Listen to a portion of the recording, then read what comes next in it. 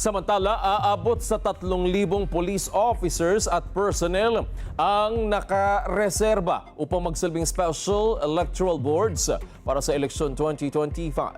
Batay ito sa approval ni PNP Chief General Romel Francisco Marbil at sinabing well-trained ang mga ito. Sinabi ni Director for Police Community Relations Police Major General Roderick Augustus Alba. I-deploy na rin ang mga ito.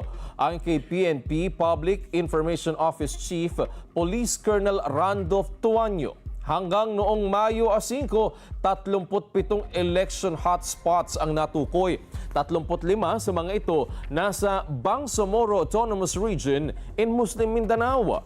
Bubuksan naman bukas ang polling precincts ng alas 5 ng umaga upang makaboto ng maaga ang senior citizens, persons with disability at mga buntis na registered voters hanggang alas 7 ng umaga. Mula alas 7 ng umaga hanggang alas 7 ng gabi naman ang regular voting hours.